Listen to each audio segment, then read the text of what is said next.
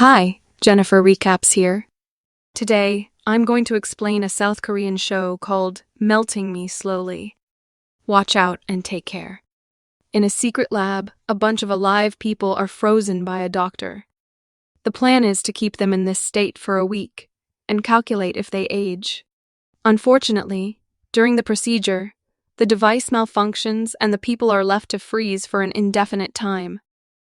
20 years later, two of them finally regain consciousness, but they are unaware that the outside world has changed completely.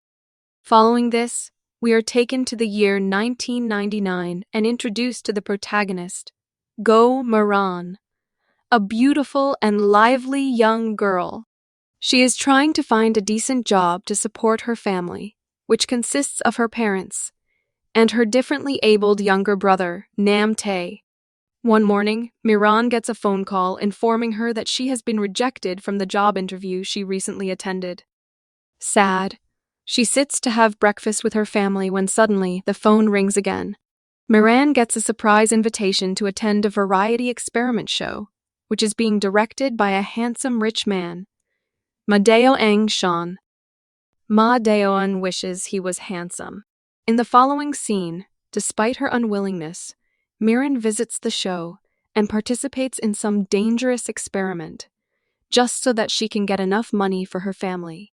She is made to fly in the air, pull a truck, and risk her life in other experiments.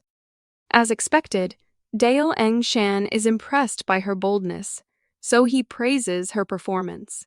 Later, he wins the most popular TV show award for his variety experiment. And while receiving it, he introduces his girlfriend, Ha Young, to everyone. She is a news reporter, and it seems like she and Dong Chan have been together for a long time. After the massive success, Dong Shan now plans to take his variety show to another level. He wants to conduct a freezing cryonics experiment in which a living human is frozen and put in cryosleep for 24 hours. However, the only catch is that he wants to extend the time limit and store the human body for a long time. Dang Shan believes that if they succeed, they can cure different diseases in the future. He also wishes to broadcast the whole experiment and is looking for a female participant. Following this, Dang Shan sends his assistant, Hyung Ki, to meet Moran and persuade her to participate in the experiment alongside him. He also talks to his girlfriend and asks her permission to let him participate. Though she refuses at first, Dong Chen does not stop pleading with her until she finally agrees. Next, Hyun-ki meets Moran at a restaurant and tells her about the whole experiment. He even promises her a lot of cash. But Moran walks away from there, saying the experiment is very dangerous.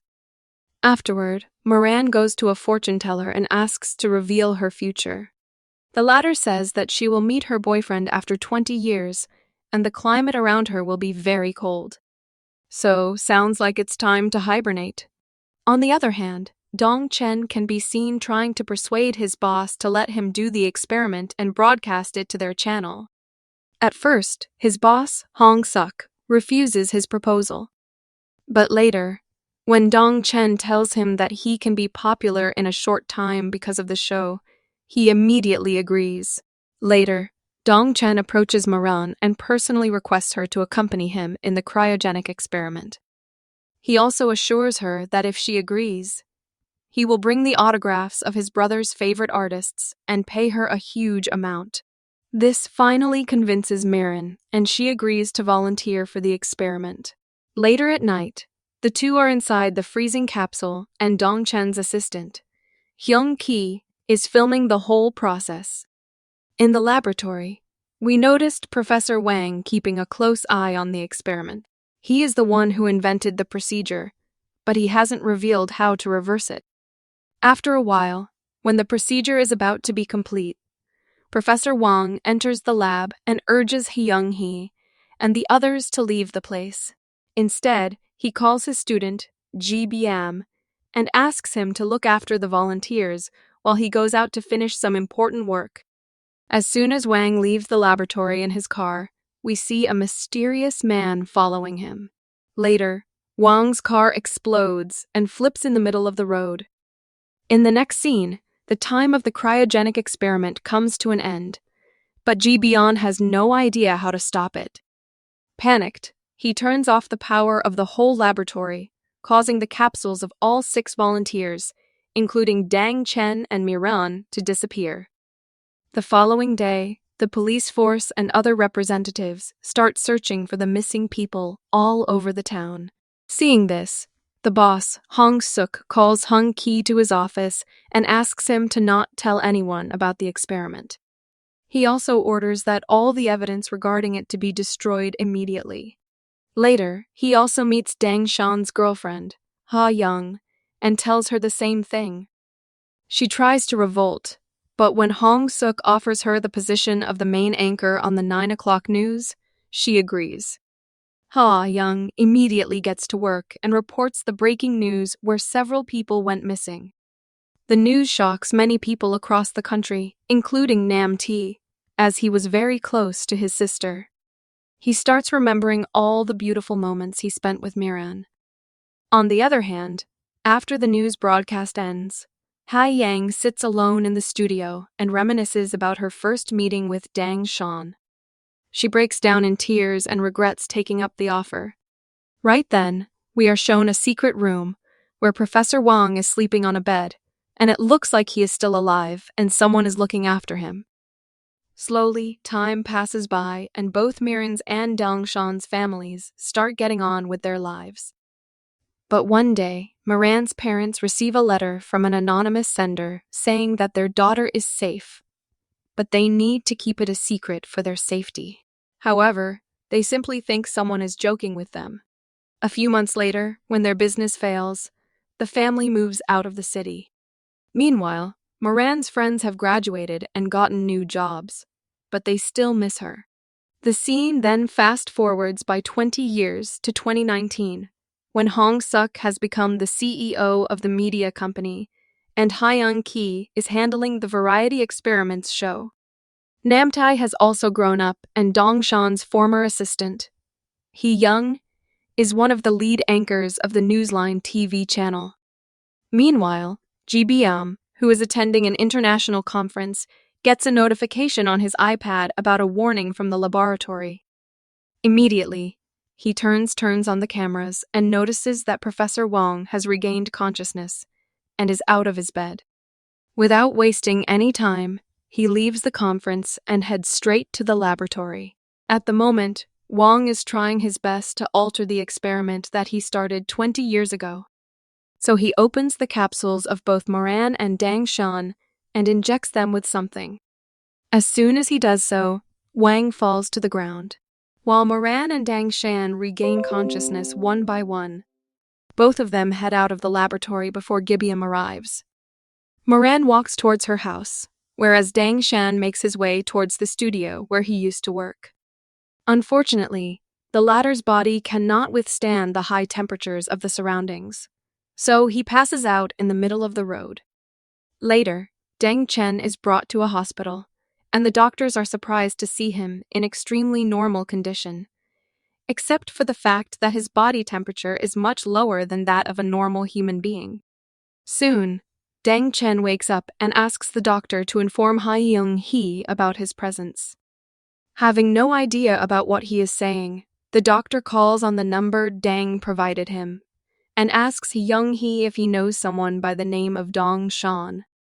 As soon as Hyung-hee hears the name, he becomes shocked and rushes to the other room away from his juniors. Meanwhile, Dong scolds him for not recording the entire experiment and leaving him alone in the laboratory. It turns out that he has no idea that he has woken up after 20 years. Somehow, Dang Shan's family also gets information about him being at the hospital. When they arrive there and see him alive and well, they start fainting one after another.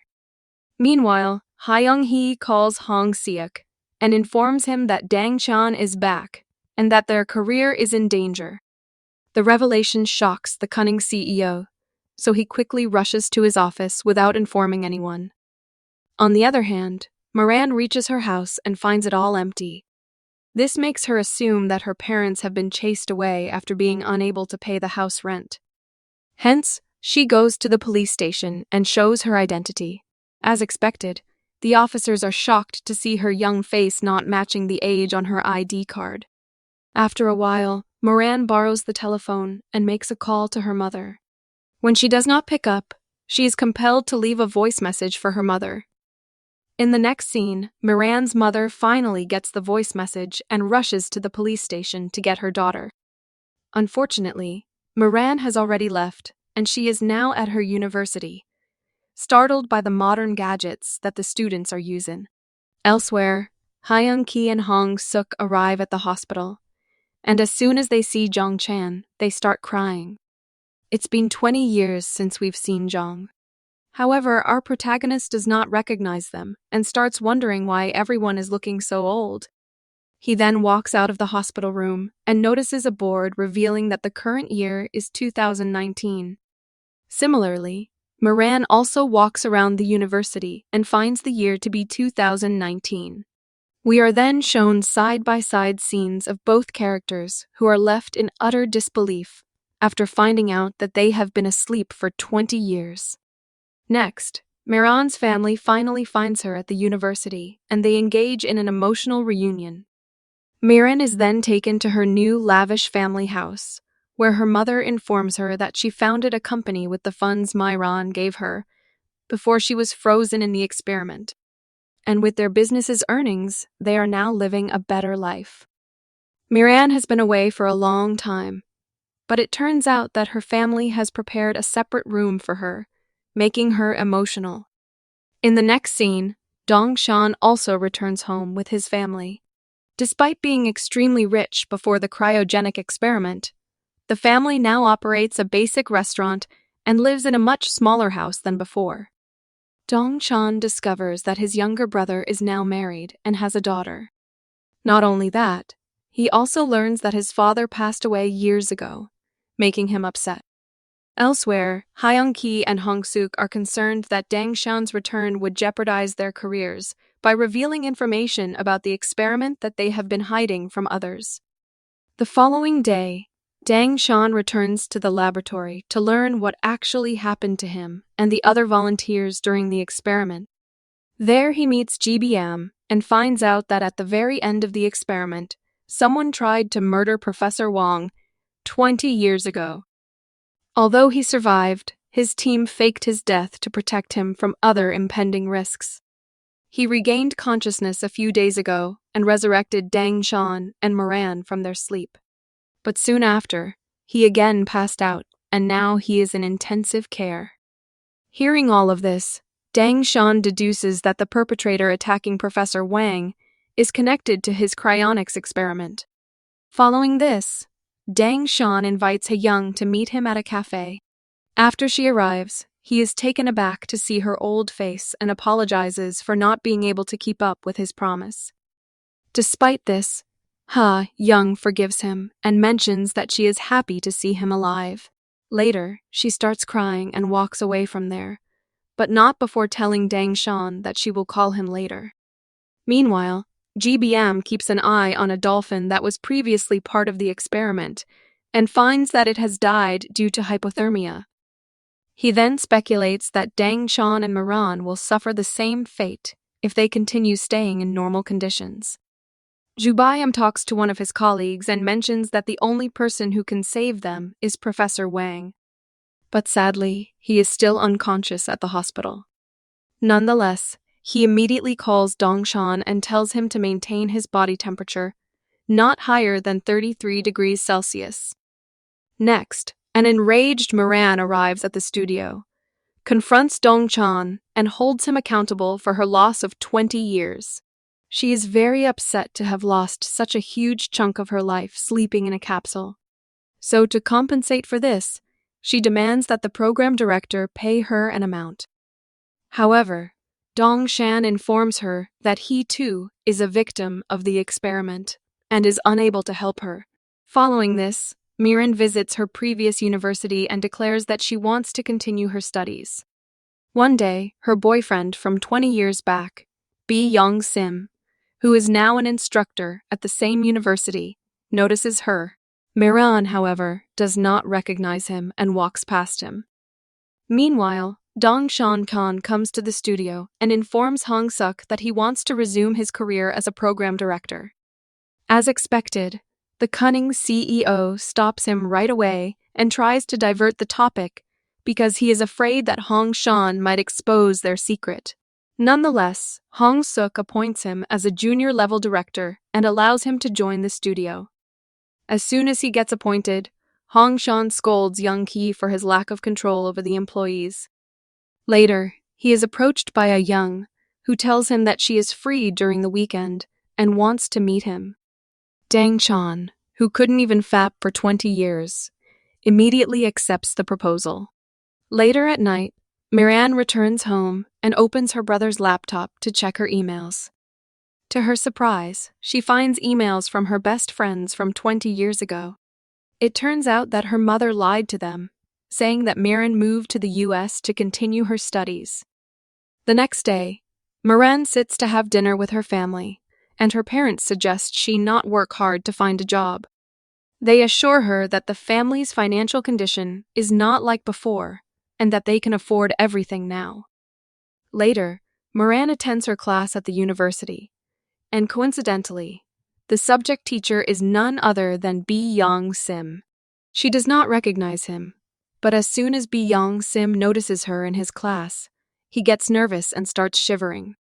Meanwhile, Dong Shan joins the Variety Experiments group in the media company, but he gets ill-treated by an employee named Park on his first day. Park makes fun of his appearance and tells him that he is too good to learn directing and work for the program. Right then, Hyung Ki arrives there and notices the two argue. He immediately pulls Park away, scolds him, and then apologizes to Dong Shan for his subordinate's behavior. Despite this, Dang Shan scolds Hyung Ki and belittles him for not being able to teach some manners to his juniors. Sometime later, the whole team sits for a meeting to discuss ideas for their upcoming show. When it's Dong Shan's turn, he presents some of his ideas, but they are all primitive and uninteresting. As a result, he doesn't get any response from the others. Later, Hyung Ki receives a call from Miran, asking him to meet her and take care of her memorandum. Hearing this, Hyung Ki immediately heads to Hong Suk's office and reminds him of the same. On the other hand, Professor Wang regains consciousness yet again, but sadly, he has lost his memory. GBM tries his best to help him back to normalcy. When none of his methods work, he takes the professor to the laboratory and makes him look at the freezing capsules he designed earlier. However, the old man simply keeps staring at the capsules.